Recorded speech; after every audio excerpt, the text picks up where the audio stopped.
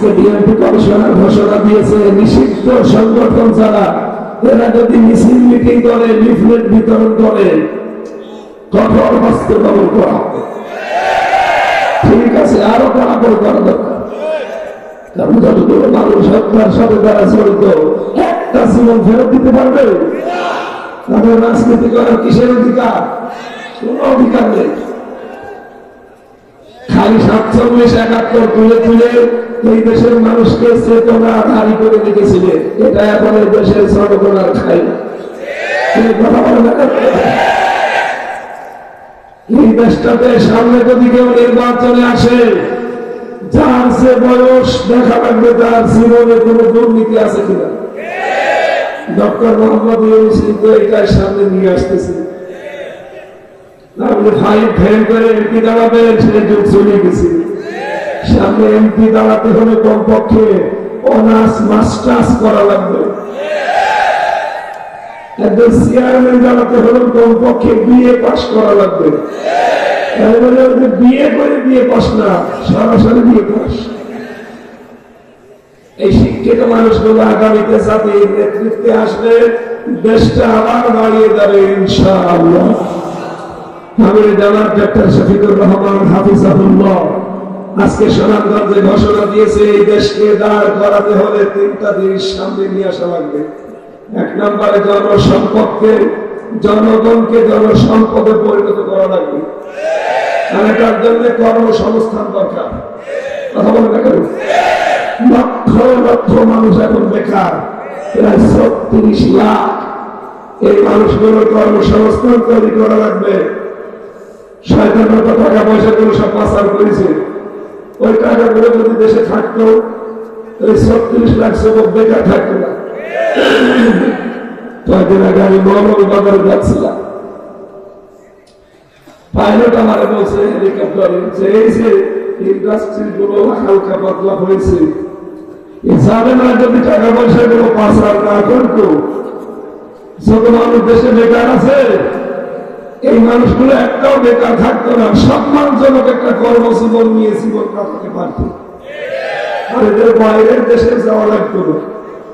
এরা বাইরে যে পায়খানা সাফ করে, এরা বাইরে যে রাস্তা চালু দেয়, এরা বাইরে যে মানুষের দোকানে কাজ করে। কেন? এদেশে কর্মসংস্থান তৈরি করা যায় না? কোটি কোটি টাকা পাচার করে সাহেব পাড়া বানিয়েছে, বেগম পাড়া বানিয়েছে। কি করবে? শুধু বেগম পাড়া না, সাহেব পাড়া আছে। আমি কয়েকদিন আগে মালয়েশিয়া দেখেছিলাম সাহেব পাড়া, যে হোটেলে উঠে দেখি হোটেলে নিচে 200 টাকা চা খাচ্ছে। কি এখানে সাহেব পাড়া থাকবেন না? বলছে না, ওখানে গেলে জনগণ পিটাবে। জনগণ পিটাবে। এখানে কিভাবে আসলেন? বলছে আমরা আগে তাল পেয়ে চলে এসেছি 3 তারিখে 4 তারিখে। কি করলেন? এখন তো 1000 বছর এই দেশের মানুষের সামনে, বিশেষ করে তরুণ প্রজন্মের সামনে আপনি মুখ দেখাতে পারবেন না। যা করলেন এই 15.5 বছরে, এইটা সেন এখন 1000 বছর লাগবে করতে, তাও আসতে পারবেন না। কোন মুখে আসবেন আপনি? যারা ফটর ফটর করেন তাদেরকে আমরা স্পষ্ট ভাবে বলছি, এদের যেহেতু দুর্নীতি মুক্ত করার জন্য স্বাধীন হয়েছে, বৈষম্য দূর করার জন্য স্বাধীন হয়েছে, এখানে আগামী থেকে শুধুমাত্র 2 বছর 5 বছর না, এই 54 বছরে যে যা করেছে তার প্রত্যেকের বিচার করা লাগবে। যদি কেউ ধর্ষণের সাথে জড়িত থাকে, কেউ মাদকের সাথে জড়িত থাকে, কেউ যদি এই 54 বছরের ভেতরে অবৈধ ইনকামের সাথে জড়িত থাকে, এত টাকা আপনি পেলেন কোথায়? অ্যাডভোকেট আছে। আমি হঠাৎ করে যদি এখন 5 কোটি টাকার মালিক হয়ে যায়, কালকে আমার যৌতুক ধরবো, এই কথা বলছে দেখেন। আপনি হঠাৎ করে 54 বছরে হাজার হাজার কোটি টাকার মালিক হয়েছেন কি করে? বাংলাদেশের মন্ত্রী ছিল, এমপি ছিল, তার বাড়ি এখনো পর্যন্ত টিনের বাড়ি। আমি গত কয়েকদিন আগে গিয়েছিলাম পাবনা, বাড়ি টিনের, নিচে দেওয়াল মাটি। একটা না 2টা মন্ত্রী চালিয়েছে। এক কথা বলছে না কেন? শুধু মন্ত্রী, এমপি ছিল। বলেন এমপি হয়ে মন্ত্রী হয়ে বাড়ির ঘর পর্যন্ত ইট লাগাতে পারে না। আর দেশে মন্ত্রী হওয়া লাগে না, প্রধানমন্ত্রীর পিয়ন 4,000 কোটি টাকার মালিক, আর কি ভালো থাকতে পার না? জনগণের সামনে সব আয়তফেল হয়ে যাচ্ছে। এদেশের মানুষ জানে আসলে মন থেকে কারা এই দেশকে ভালোবাসে। অনেকে 1,000 কোটি টাকার মালিক হয়ে কর্মীদের কেউ দেখে না, নিজে 1,000 কোটি টাকার মালিক। 15.5 বছরে কর্মীগুলো ছেলে ছিল, না খেয়ে মরেছে, কোনদিন দেখে না। সেই কর্মীগুলো বাধ্য হয়ে পেটের তাগিদে এখন চাঁদাবাজি করে। শুধু কর্মীগুলো না, দশগুলো নেতা, যে নেতা এমনি আঙ্গুল ফুলে করা কাজ হয়ে গেল। সুতরাং 53 বছরে ছাড়া অবৈধ ইনকাম করেছে, প্রত্যেককে ধরা লাগবে। কয় টাকা উপায় যে আপনি 50,000 কোটি টাকার মালিক হয়ে যান। আমরা জানাবো দায়িত্বে যারা আছেন খুব তাড়াতাড়ি এটা করে, অনেকে লাফাচ্ছে, লাফানো বন্ধ হয়ে যাবে। মাসলুম একটা সংগঠন, শহীদ জিয়ার হাতে গড়া এই মাসলুম সংগঠনকে অনেকে আজ বদনাম করার জন্য, এই দলটাকে পচানোর জন্য বিভিন্ন কায়দায় উঠে পড়ে দিয়েছে। এরা দাদা বাবুদের কাছ থেকে অনেক কিছু পাচ্ছে, আমরা জানি। কারণ এই 15.5 বছরে ওই শয়তানরা যেভাবে কথা বলতো, এরা এখন ঠিক ওই কাছে কথা বলছে। তার মানে এদের উপরে ঠিক দাদারা ভর করেছে। ভাই, দাদার হাতে পা দিলে কি হয় আপনি টের পাচ্ছেন? আমাদের মেয়েটা আটক করে রেখেছে, সে যেরকম মেয়ে হোক, সারা দুনিয়ার 257টা রাষ্ট্র কেউ ময়লার বস্তা নিতে রাজি না, আর উনি কোলের ভেতরে দেখি কোন কারণে হাতে রাখলেন? আমি কোন সম্পর্কে জেলে রেখে দিয়েছে বলে? এতদিন বলতেন যে আমাদের স্বামী স্ত্রীর সম্পর্ক। কিসের স্বামী স্ত্রী? আপনি যে জাতির লোক, ওই জাতির সাথে তো আমাদের বিয়ে দেওয়া যায়, কারণ আপনি তো ফুল হাতা, উনি কি? আর আমরা হাফ হাতা। ফুল হাতার সাথে হাফ হাতা চাই। সুতরাং উনি তো এখন বুড়ো বয়সে বিয়ে করার সাত জাগে মুসলমানি দেওয়া লাগবে। দাদার যা বয়স, সেই বয়সে মুসলমানি দিতে গিয়ে হাসান পাবেন কোথায় আপনি? শেষে তো বুড়ো মানুষ ছাড়া তো হবে না। আর অবস্থা, ও কে মতো চোখ খুলে কাটতেও পারবে না, চোখ বন্ধ করে কাটা লাগবে। শেষে দেখা যাচ্ছে আগা কাটতেছে বুড়া। ও দাদার জীবনের মতো বিয়ে করার স্বাদ মিটি যাবে। সুতরাং বিয়ে কাজ নেই। কোরআনের ঘোষণা সূরা বাকারা 221 নম্বর আয়াত, কোন মুশরিকের সাথে মুমিনা নারীর বিয়ে করা, এটা তো আমি বানালাম না। সুতরাং আপনি যেহেতু মুশরিক, আমাদের মেয়ে এসে যাই হোক হাসি তো কথা বলে দেখেন, সবার একটু দরকার আছে, কিন্তু হাসি আমরা চাই আপনি ফেরত দিয়ে দেন। 2,732 জন মানুষ মারার অপরাধে আমরা তারে আল্লাহর কাছে পাঠিয়ে দিতে চাই। আল্লাহ এবার বোঝাই দেবে কি কথা বলে দেখেন। আর আমি বারবার বলছিলাম 54 বছরে যারা অবৈধ সম্পদের মালিক হয়ে এসেছে, সেই হোক, যদি জামাত ইসলাম হয়, বিএনপি হয়, আওয়ামী লীগ হয়, জাতীয় পার্টি হয়, সরকার হয়, এদেশে যেই এই 54 বছরে জ্ঞাত আইন বহির্ভূত সম্পদ অর্জন করেছে, 1 টাকা যেন ছাড়া না হয়। নির্বাচনে কারো টাকা ছড়াবে, বাপ দেওয়ার সময় পাবেন না। কথাগুলো বলছেন আপনি? আমরা চাই যারা দায়িত্বে আছেন খুব তাড়াতাড়ি এই কাজ করেন।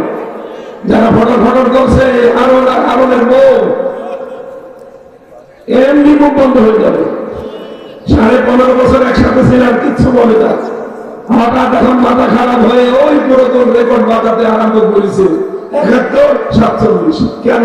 এতদিন ছিলাম না, তখন তো একবার বলেননি।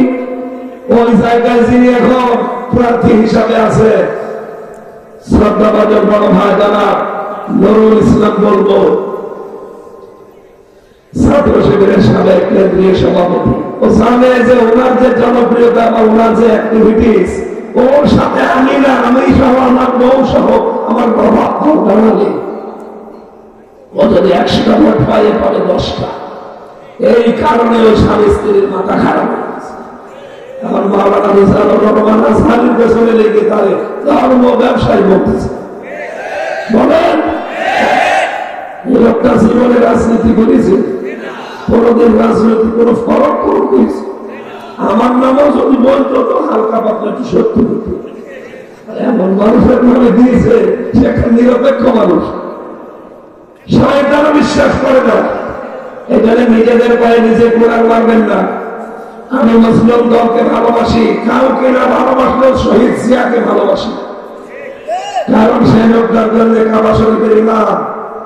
আমি মসজিদে নামিরা যেটা আরাফাতের পাশে, এখানে আমি 16 সালে তার নাম ধরে দোয়া করতে দেখেছি। খুতবার ভিতর খাবার ইমাম দোয়া করছে, বাংলা অর্থটা এই, রব্বুল আলামিন শহীদ জিয়াউর রহমানকে তুমি আরশের ছায়ায় স্থান দিও।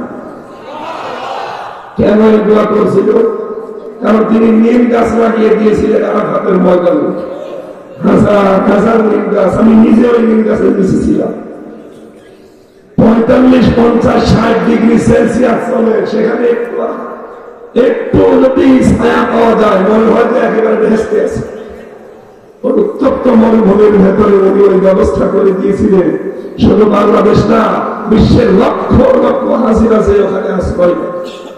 বলেন সবাই দোয়া করে, হয়তো ওনারা চেনে না, কিন্তু দোয়া করে এই গাছের ছায়া চিনি দিয়ে গেলে আল্লাহ যেন তাকে মাফ করবেন। তার হাতে গড়া এই দলটাকে আজ ধ্বংস করার জন্য অনেকে উঠে পড়ে লেগেছে। আমরা চাই তারা যেন সংশোধন হয়।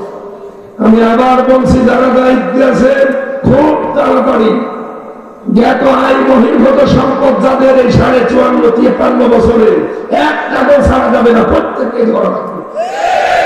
কোথায় পেলে ব্যবসা? আমি এখন হঠাৎ 2 কোটি টাকার মালিক হয়ে গেলে যদি আমাকে ধরতে পারে, আপনি 5 বছরে এত কোটি টাকার মালিক হয়েছেন কি করে, আপনার টাকার হিসাব দেওয়া লাগবে। আল্লাহ রাব্বুল আলামিন আমাদেরকে জমিনে পাঠিয়েছেন, আমরা জমিনে থাকতে রাজি আছি না? বলেন আল্লাহ যেন আমাদের তৌফিক দেন। বলেন আমিন। আমার ভাইরা, কোরআনে কারীম থেকে আমরা সূরা আরাফ 179 নম্বর আয়াতটা পড়েছি। আমার আলোচনার বিষয় আপনারা অলরেডি শুনেছেন যে বিবেক যদি কাজে লাগে সে পথ হারাবে। বলেন পথ হারাবে। এবার আসেন আমাদের কি কাজে লাগাতে হবে দেখি।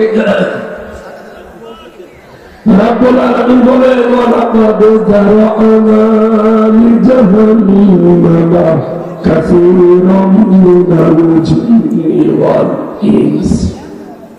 বক্তব্য শুরু করার আগে আল্লাহ 3বার তাকিদ দিয়েছেন, ওয়া একটা, লাম একটা, কদ একটা।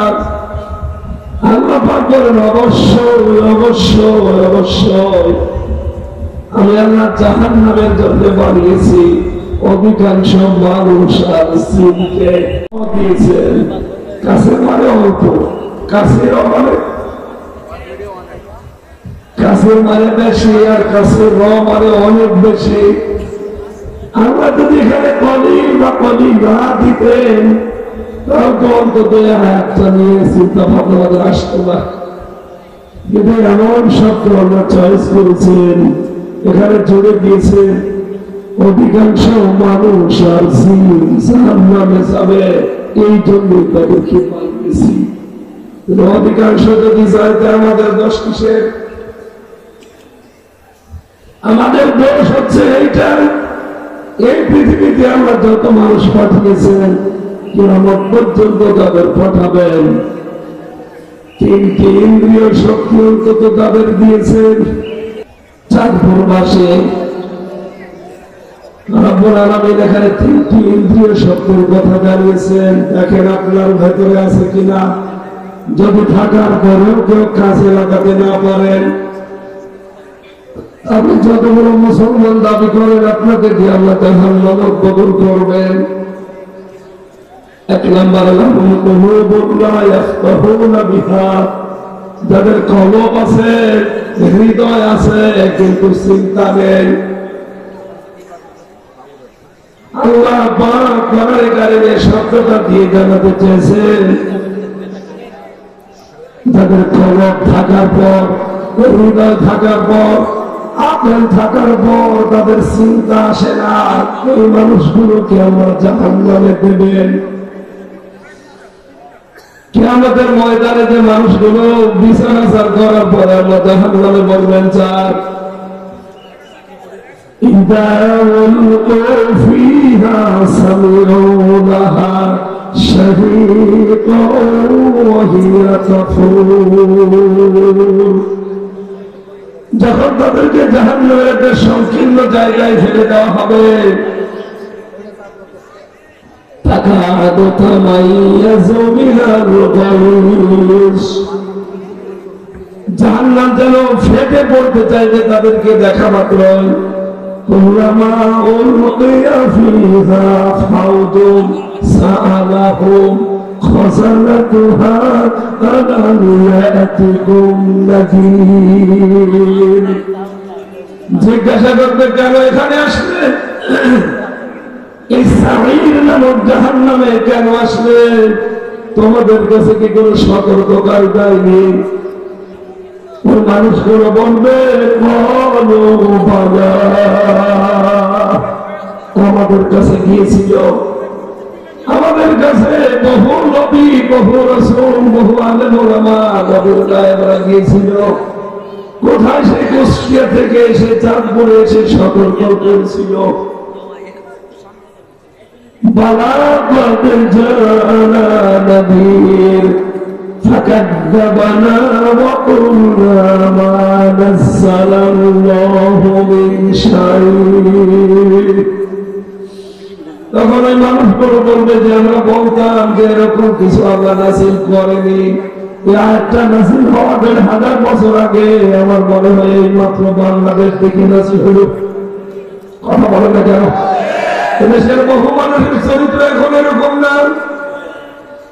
ইব্রাহিম আলাইহিস সালাম তিনি আল্লাহকে খোঁজ করার জন্য অনুসন্ধান করে করে তিনি আবিষ্কার করেছিলেন, কখনো চাঁদ, কখনো তারকা, কখনো সূর্য, এগুলো দেখতেছিলেন আর মনে করছিলেন এটা আমার রব হবে। সর্বশেষ যখন সবগুলো ডুবে গেল বললেন না, যে জিনিসের জন্ম আছে আবার অস্ত্র আছে আমি তাকে বিশ্বাস করি না, রব মানি না, আমার মালিক অবশ্যই অন্য কেউ আছে।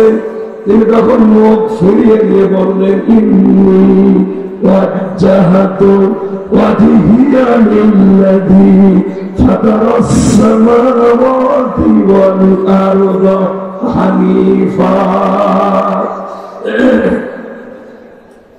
হযরত ইব্রাহিম সব দিক থেকে মুখ ফিরিয়ে জাতির লোককে বললেন, দেখো তোমরা যাদের পূজা করো, যাদের দিকে মুখ ফিরিয়ে আসো, সব থেকে আমি মুক্ত। একনিষ্ঠ ভাবে আমার চেহারা আমি আকাশ আর জমিন যিনি উদ্ভাবন করেছেন তার দিকে ঘুরিয়ে দিলাম। উনি মুশরিক না। বলেন তো আমাদের জাতির পিতাকে কেউ দেখিয়ে দিয়েছিল আল্লাহর পরিচয়? তিনি নিজে খুঁজে নিয়েছিলেন। আর বাংলার মুসলমানদেরকে আমরা চোখে আঙ্গুল দিয়ে হাতে ধরে দেখিয়ে দেয় যে এটা সত্য পথ, এরপর আমাকে চাই না। কথা বলে না কেন? আমার বিবেকের কি হয়েছে বলেন তো? আমি তো আমার বিবেককে জাগ্রত করতে চাই। আমাদের পিতা তিনি খোঁজ করে দিলেন আর আমাদেরকে খোঁজ করে দেখিয়ে দেওয়া হচ্ছে, এরপর আপনি মানতে চান না। ওই সময় বলবে যে এরকম কিছু নাযিল হয়নি, এই কথা আমরা বলতাম। আজ কত মানুষ এরকম কথা বলছে যে হুজুররাও বলেই থাকে, ও নিজেদের স্বার্থে বলে। হ্যাঁ, নিজেদের স্বার্থে বলা মতো কিছু হুজুর এদেশে আছে। কথা বলে আজকে আমার তাহেরি ভাইয়ের কথা শুনছিলাম একটা 2 মিনিট। উনি বলছে ফালা তাকু মালা কবরি, ওহাবি যারা তাদের কবরের কাছে দাঁড়াবেন না। অথচ এই আয়াত কি এর অর্থ বহন করে? এটা আব্দুল্লাহ বিন উবাই মুনাফিক তার নামে নাযিল হয়েছিল।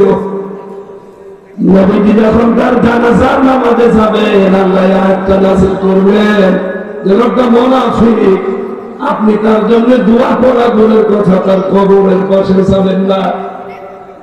বলেন তো আব্দুল্লাহ বিন উমাইর কবরের পাশে দাঁড়াতে আল্লাহ নিষেধ করেছিলেন কেন?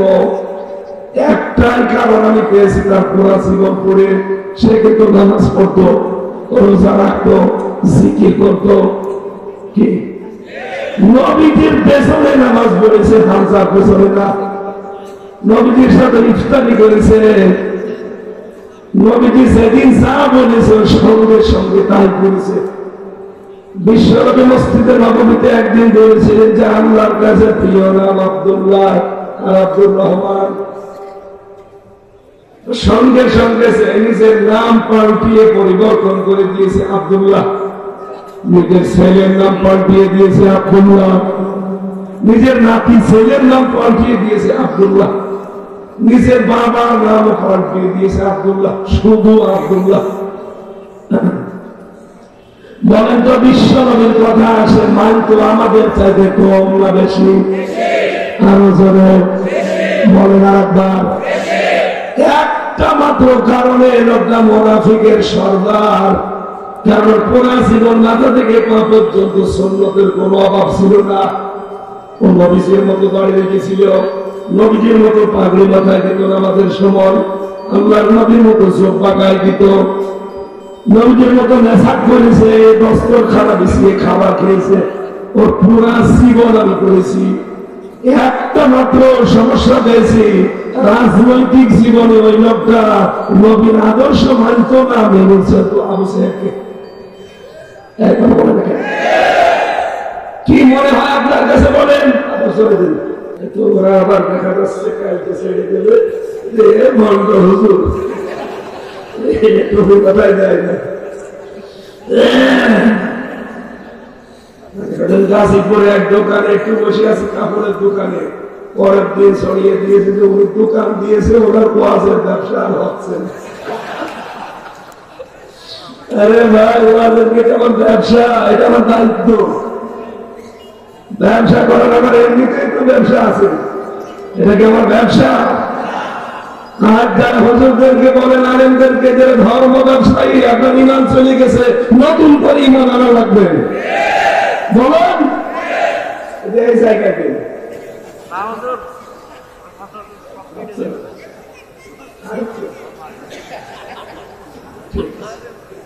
মাথার উপরে দিয়ে পারেন না, মাথার উপরে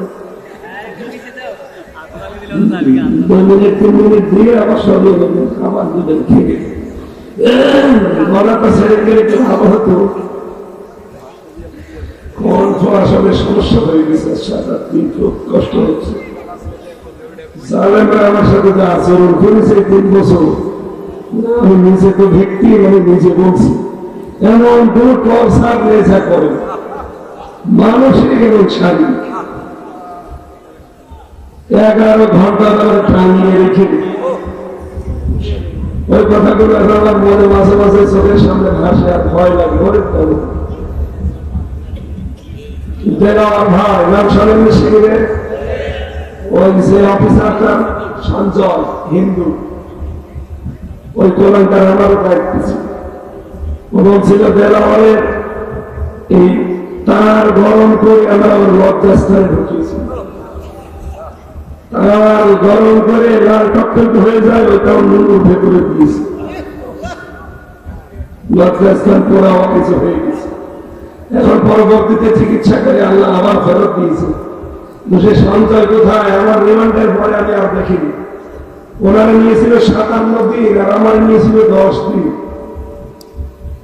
তো আমার একটু দেখতে হুজুর মতো মনে হয়, মনে একটু মাঝে মাঝে ময়া লাগতো।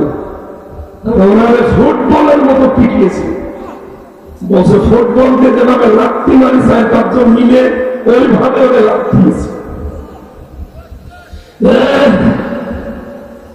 কিন্তু সে দেলাওয়ার এখন দেলাওয়ারের জায়গায়, উনি এখন ঠাকুরগাঁও এমপি প্রার্থী হয়েও যাবে ইনশাআল্লাহ।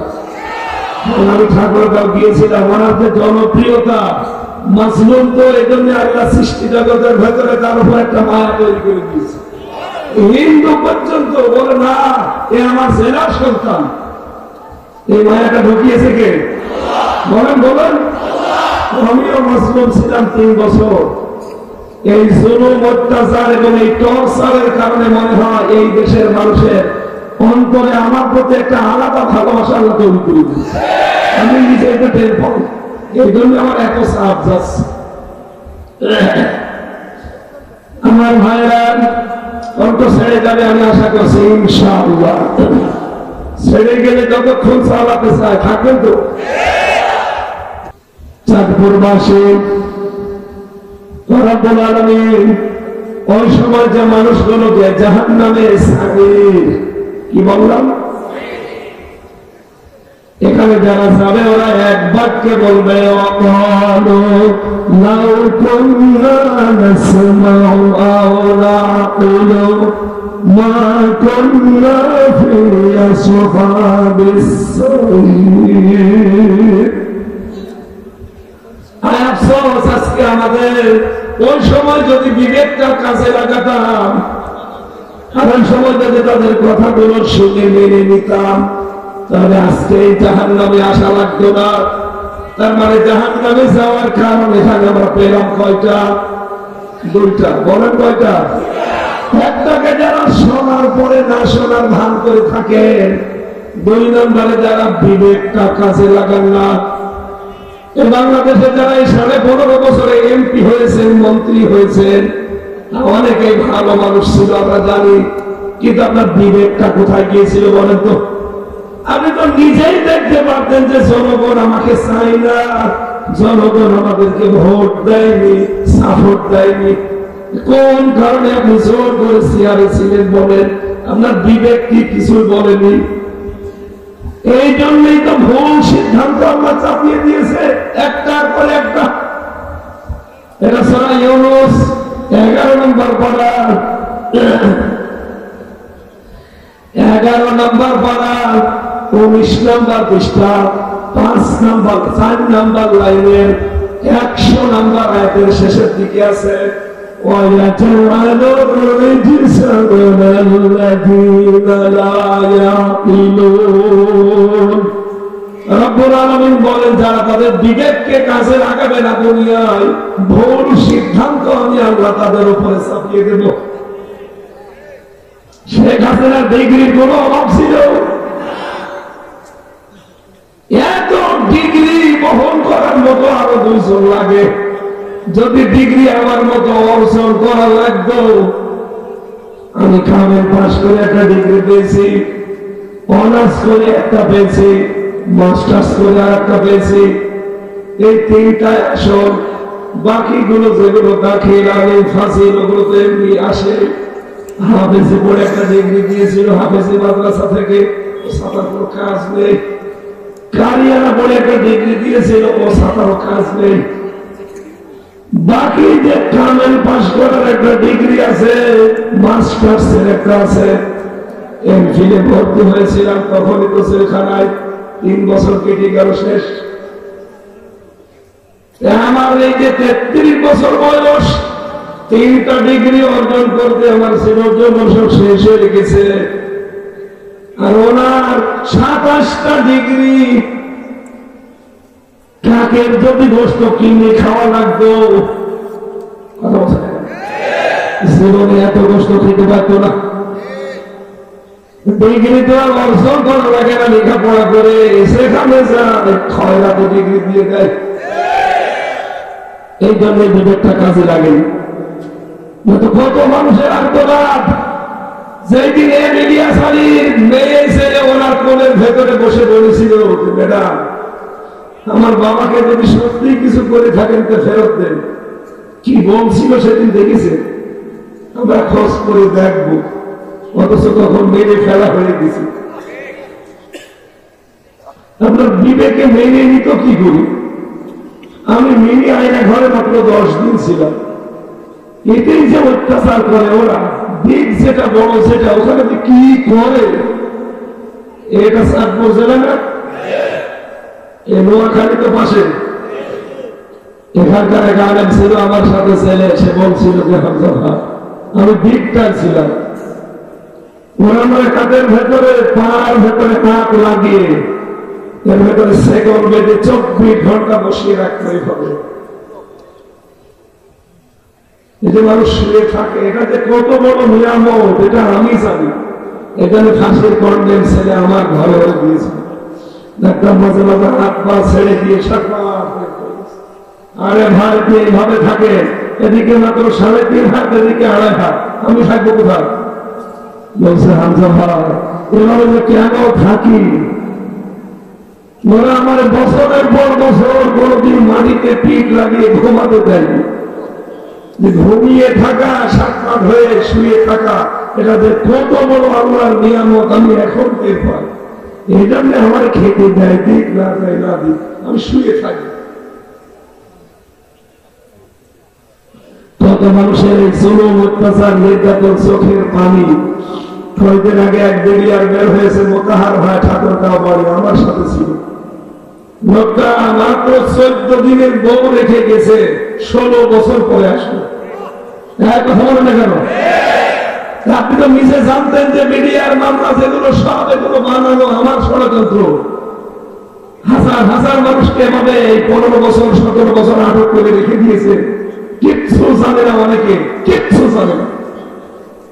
পঞ্চগড়ের এক মুরব্বী পেয়েছিলাম, বলছে হুজুর আমার আর 1 মাস পরে রিটায়ার হয়ে যাবে, অথচ 17 বছর আমি ছেলে, 15 বছর, এখন 16 বছর চলছে। আমার মেয়ে আমি সেই স্ত্রীর পেটে রেখে এসেছিলাম, এখনো পর্যন্ত জানি না যে কত বড় হয়েছে। মাঝে মাঝে আগে আসতো, এখন ওরা আশা ছেড়ে দিয়েছে, এখন আর আসে না। আর কয়দিন যাবে মানুষ? আমার স্ত্রী আমার মেয়ে 3 বছরের ভেতরে মাত্র 1 বার জেলখানায় গেছে, দেখা যায় সময় পায় না তারা। আর তাদের 16 বছর চলছে, কি অত্যাচার তাদের উপরে বলো তো। আমরা চাই মিডিয়ার বিনা কারণে যারা সেল খাটতেছে, 200 জনকে ছেড়ে দিয়েছেন না, 200 না যা আছে সব ছেড়ে দিন। পুরাটা বানোয়াট, এক কথা বলেন না কেন? পুরা বানোয়াট, সব মহিলা চার সাথে। এই লোকটা হাতে আমি 3:30টায় তাহাজ্জুদ করতে উঠতাম, আর দেখতাম উনি উঠে একটা আওয়াজ দিত। আমার মনে হয় আওয়াজটা আরো সে গিয়ে ধাক্কা দিত, কি একটা ভেতর থেকে আসতো।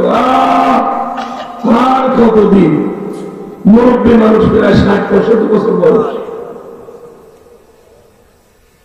কত মানুষের আর্তনাদ এই ক্ষমতা চেয়ারের সাথে লুকিয়েছিল আমি জানি। এমনি আল্লাহ জানেন ধরেছে,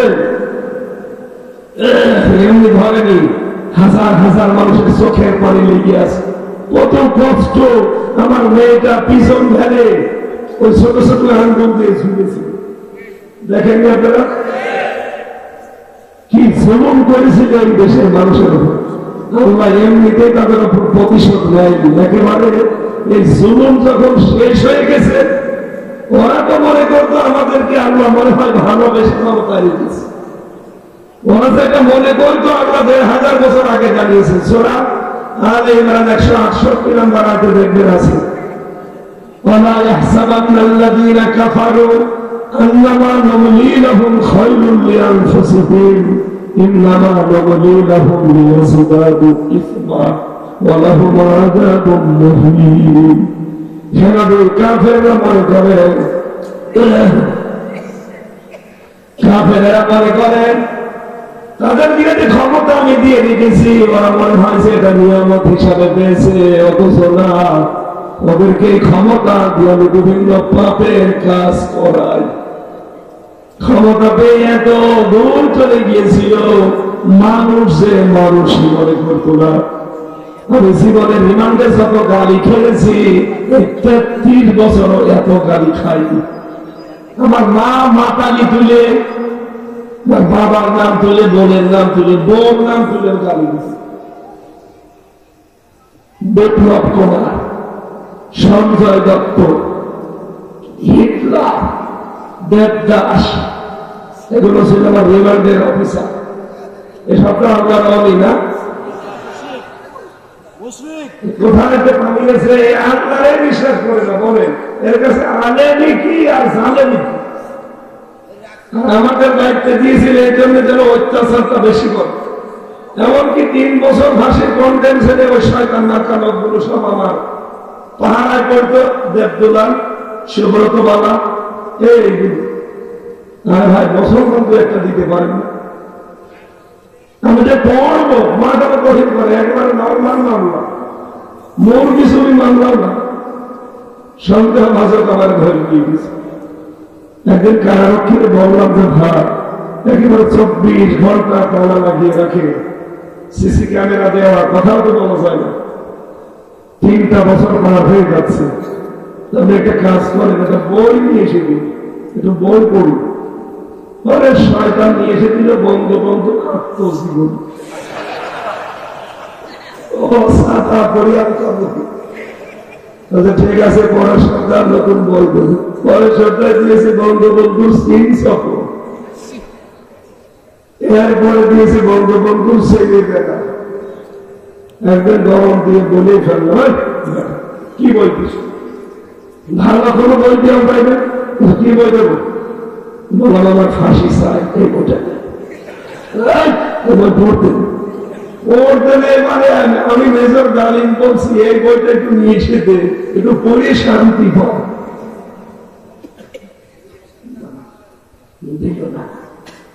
কয়েকদিন পরে বললাম যে ভাই কিছু যদি না পারেন, এখানে এটিএম আজহারুল ইসলাম আছে, জামাতের সহকারী সেক্রেটারি জেলারের নাম শুনেন, উনি পাশের বিল্ডিং আছে, বই উনি মাঝে মাঝে এই কারারক্ষীদেরকে দিয়ে কয়েকটা বই পাঠিয়েছিল। একটা প্রোডাক্টিভ মুসলিম, যেটা কণ্ঠের কারণে সব বলতে পারছি না, শুধু থিওরি গুলো বলছি। বাড়িতে যে বইটা কিনবে, পারিবারিক জীবন কিভাবে জান্নাত বানাবেন, বাইরের দেশের লেখক, প্রোডাক্টিভ মুসলিম পড়ে থাকবে। প্রোডাক্টিভ মুসলিম খুব সুন্দর বই, পুরাটা পড়েছিলাম প্রায় 3 বছর, তো বহুদিন পড়েছিল। আর একটা পাঠিয়েছিল কারাগারে রাখবি, জাইনাব আল গাজালির, এই বইটা আমি প্রায় 7 বার পড়েছি। এই সমস্ত বইগুলো শেষের দিকে যেহেতু পেলাম ওনার কাছ থেকে, খুব আনন্দ লাগতো। আল্লাহ এই বইগুলো তার আগে দিত। একবার এক সাথের আর এক মুসলমান কারারক্ষী পড়েছে, বললাম যে ভাই আপনার এখানে নাম লেখা আছে আশরাফুল, দেখা আপনারা দেখে একটু সাহস হচ্ছে যে আপনি আমার নাম দেন, হুজুর আমি আপনার ভক্ত। ঠিক আছে, ভক্ত যখন দাবি করবে তুই 2টো তাফসীর এনে দিই আমার। তো লাইব্রেরি থেকে আল্লাহকে ইশারা তাফসীর এনে দিল, একটা ফি জিলালিল কোরআন আর একটা তাফহিমুল কোরআন। যে 2টা আমি সবচেয়ে বেশি পছন্দ করি। দেখা আলহামদুলিল্লাহ এখন ছেলে কয়েক বছর কাটানো অসুবিধা। সেখান থেকে যেগুলো তথ্য পেয়েছিলাম তার ভেতরে এইটা একটা, যারা বিবেক কাজে লাগাবে না তারা জাহান্নামে যাবে, আর কেউ যদি বিবেক কাজে লাগাতে পারে সে পথ হারাবে না। সুবহানাল্লাহ বলতে পারেন না? আমার তাকবীর বাসে রব্বুল আলামিন জালেমদেরকে, কাফেরদেরকে কোন নিয়ামত যদি দেন, ক্ষমতা, টাকা পয়সা, প্রভাব প্রতিপত্তি, ওদের ভালোর জন্য দেয় না। ওরা মনে করে আমাদের ভালোর জন্য দিয়েছে। আল্লাহ বলেন না, ইন্নামা নুমলি লাহুম লিয়াজদাদু ইসমা, আমি ওদেরকে ঢিল দিতে থাকি, ওরা অপরাধ করে অপরাধ ভাড়াতে থাকি। আমি চাই ওদের পাপের বোঝাগুলো পরিপূর্ণ হয়ে যাক, কারণ ওদেরকে আমি অপমানজনক শাস্তি দেব। আমাদের একটা কত বাস্তব, এদেশে যারাই বাড়াবাড়ি বেশি করেছে দেখেন তাদেরকে আল্লাহ কত বেশি অপমান করছে। এটা বিচারপতি কালামানিক কলার পাতায় শুয়েছিল, বলেন ওর বেঞ্চে সেদিন নাম কেসটা ওঠে আল্লামা দেলাওয়ার হোসেন সাইদুর রহমাতুল্লাহ আলাইহি। ওনার সর্বশেষ যে মামলাটা ছিল এটা ধর্ষণ মামলা। আল্লাহর এই বুজুর্গ বান্দা, আল্লাহর এই অলির সাথে আমি 10 মিনিট সাক্ষাৎ পেয়েছিলাম হাসপাতালে। আমার মাথায় হাত দিয়ে বলছিল, হামজা আমি বাইরে যেতে কিনা পারবো কিনা জানি না, তবে তুমি যদি বাইরে যেতে পারো হক কথা বলতে পিছপা পাবা না। আমার মনে হয় ওনার হাতটা আমার মাথায় এখনো লেগে আছে, খুব নরম তুলতুলে হাত।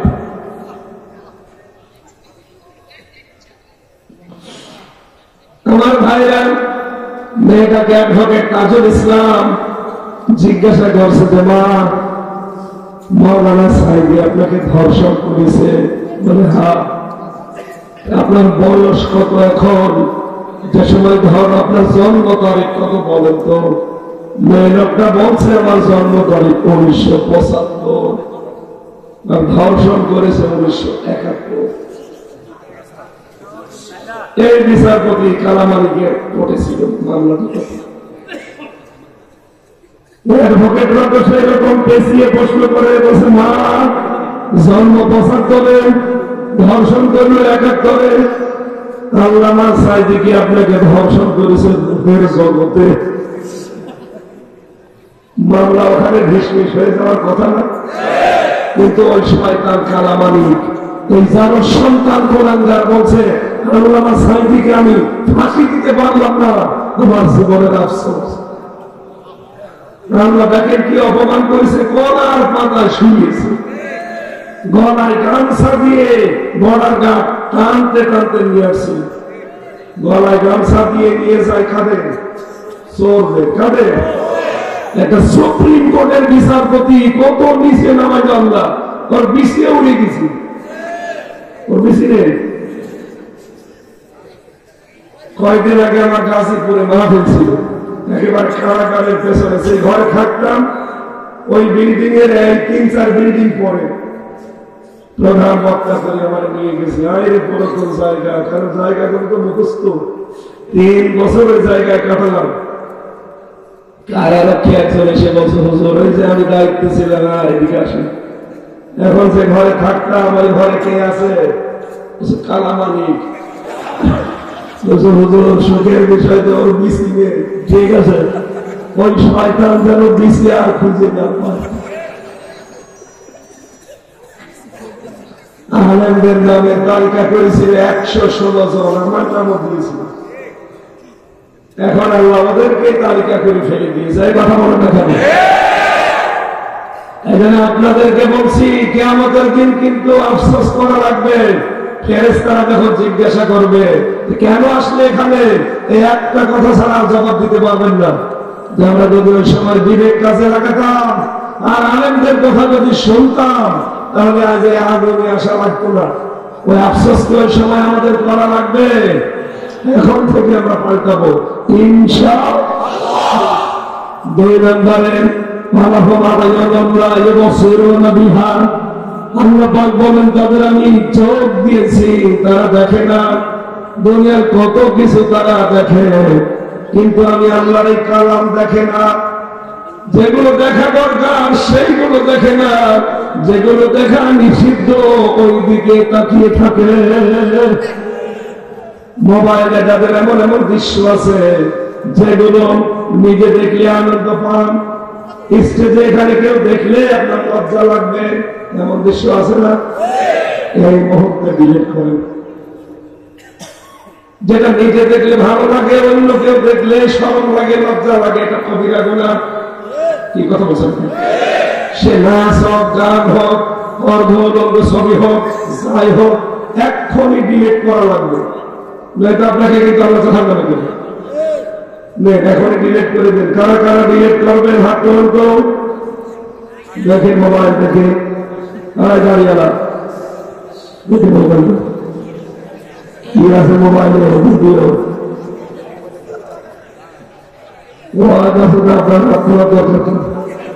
যারা এমন কোন দৃশ্য রেখেছেন যে দৃশ্য দেখলে মা বাবার কাছে দেখালে লজ্জা পায়, এমন দৃশ্য নেই? আশা করছি আপনি ছেড়ে দিন। আপনার এই চোখ দিয়ে তো দেখবেন আপনার মাকে। নবীজি বলেন মায়ের দিকে তাকালে একটা নফল হজের সওয়াব হয়, আর হাজারো পরিবারে মায়ের দিকে তাকানো সম্ভব না স্ত্রীর কারণে। বলেন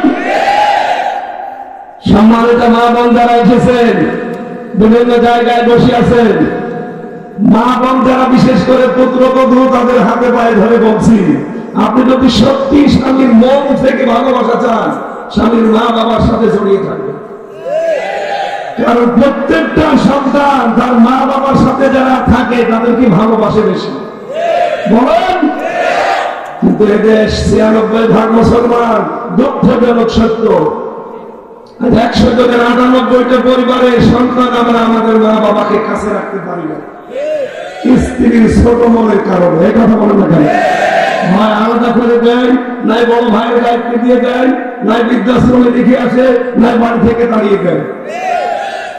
এই তো কয়েকদিন আগে আমি সেই নীলফামারী ঠাকুরগাঁও, ওখানে কিশোরগঞ্জ একটা থানা আছে, সে দেখি বৃদ্ধাশ্রম, এদিকে 25 জন, এদিকে 25 জন বসে আছে মা আর বাবা, ছলছল করছে সবগুলো।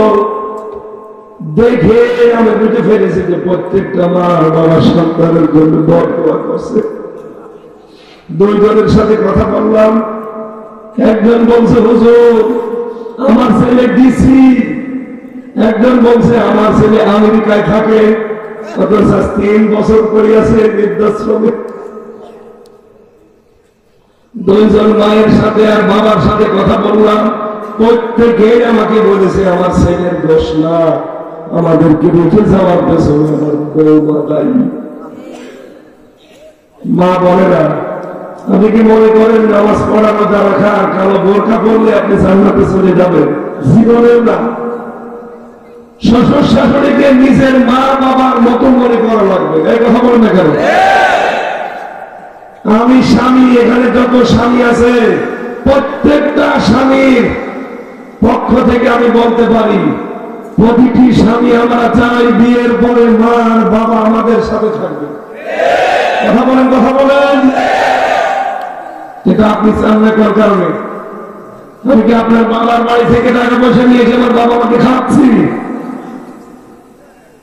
এখন যে লোকটা সংলাপ হয়ে আছে ইলিয়াস, চট্টগ্রামে বাড়ি, ওই লোকটা জেল খাটতেছে, ফাঁসির আসামি ছিল, এখন 30 বছর জেল খাটা লাগবে শুধুমাত্র পারিবারিক জীবনে মা আর বাবাকে দেখে রাখা কারণে। মা বাবার পেছনে খরচ করতে, বউটা খালি ঘ্যান ঘ্যান করে আর বলে এদেরকে আলাদা করে দাও।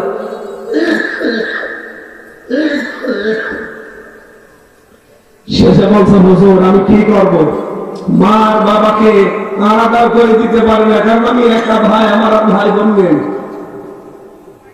আমি তাড়িয়ে দেবো কোথায়? শেষ পর্যন্ত বউকে সংশোধনের জন্য একটা থাপ্পড় দিয়েছি, ও সাথে বলি গেছে, বলি গেছে। বলি দেওয়ার পর ওর মা আর বাবা আমার মামলা দিল, মামলা। এই যে আমি আজ 22 বছর আমার ছেলে খাটতেছি, 30 বছর ছেলে আমার। বলেন এই লোকটার জীবন শেষ না? 17 বছর ছিল সৌদি আরবে, আর 30 বছর ছেলে, কত হয়? 47। আর 20-25 বছরের ছেলে ঢুকেছে কি তার জীবনের, আর বের হয়ে কি পাবে সে? সে খুব বড় কাজের জন্য জেল খাটতেছে, পারিবারিক জীবনের ছোট্ট একটা কাজের কারণে। এইগুলো দেখে দেখে জেলখানায় ওর মুসলমান কারারক্ষে যেদিন পেতাম, কিছু ঘুষ বলা যায় না, কিছু হাতিয়া দেওয়া, ওরা হাতিয়া দিয়ে আমার কথা শুনতো।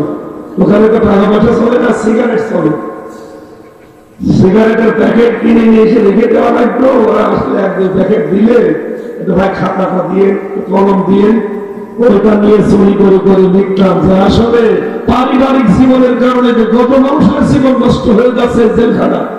100 জনের প্রায় 40 জন জেল খাটতেছে পারিবারিক জীবনের কারণে। কোরআন দিয়ে হাদিস দিয়ে পারিবারিক জীবনের দাম্পত্য কলহ এবং তার সমাধান কি হবে আমি বই লিখেছিলাম। ওগুলো মঞ্চে নিয়ে এসেছে, এখানে নিয়ে এসেছে আপনাদের বউর জন্য, বিশেষ করে বউর জন্য নিয়ে যাবেন, আর মেয়ের জন্য, মেয়েকে বিয়ে দেওয়ার আগে ওটা পড়াবেন। 120 পৃষ্ঠা তৈরি করা আছে। আমার মনে হয় পুরোটা পড়লে আপনার বউ আপনার সাথে অন্তত ভালো ব্যবহার করবে। ওই ইলিয়াস জল্লাদ আমার বারবার বলতো হুজুর আপনি তো বাইরে যেতে পারেন, আপনি তো যাবেন, তাহলে এই কথাগুলো তুলে ধরবেন। পারিবারিক জীবনে এই ছোটখাটো বিষয়ের কারণে আজ হাজার মানুষের জীবন নষ্ট হয়ে যাচ্ছে। কত মানুষ ওই সাইড দেওয়ালের মাঝে অসহায়, ওখানে কেউ কারো না, ওটা একটা আলাদা দুনিয়া। এই জন্য আমাদের জীবনটা যেন নষ্ট হয়ে না যায় ভাইরা। আমাদের চোখ দিয়ে দেখা তো এগুলো সব দেখতে পাচ্ছি। পৃথিবীতে হজের সওয়াব পাওয়া যায় মায়ের দিকে বাবার দিকে তাকালে, অথচ স্ত্রীর দিকে তাকানোর কারণে মন রাখতে গিয়ে মা বাবার দিকে আমি সে নজরও দিতে পারব।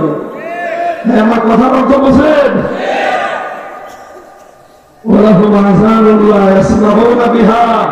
যাদের কান আছে কিন্তু শোনে না, সব শোনে কোরআনের কথাগুলো শুনতে পায় না, সব শোনে নবীর হাদিসের কথা শোনে না।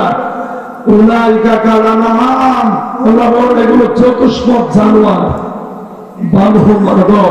তার চাইতে নিকৃষ্ট এরা। এখানে আল্লাহ জাহান্নামে দেওয়ার জন্য যে 3টা ইন্দ্রিয় শক্তির কথা দিয়েছে, এগুলো সবার আমাদের আছে না? আমাদের বিবেক আছে, কাছে লাগে না। চোখ আছে, দেখার পরও না দেখার ভান করে থাকি। আমাদের কান আছে, শোনার পরও না শোনার ভান করে থাকি। তবে কিন্তু জাহান্নামে পাবো। আল্লাহ আমাকে সহ প্রত্যেককে আজকে থেকে বিবেকটা কাজে লাগানোর তৌফিক দিন। তাহলে আমরা পথ হাঁটবো না, জাহান্নামের সাইডে যাওয়া লাগবে না ইনশাআল্লাহ। সামনে রমজান মাস, ফেব্রুয়ারির 1 তারিখ আরম্ভ হয়েছে, আর 13 দিন পর একটা বিশ্ব বেহায়া দিবস আসতেছে। কোন মুসলমানের জন্য দিবস পালন করা যায় নেই। এখানে মেয়েরাও হেফাজতে থাকবেন, ছেলেরাও হেফাজতে থাকবেন। আগামীতে চাঁদপুর জেলা স্কুলে একটা মাহফিল দিয়েছি, ওখানে এসার পরে উঠবো, শরীর ভালো থাকে, কথা বলবো ইনশাআল্লাহ।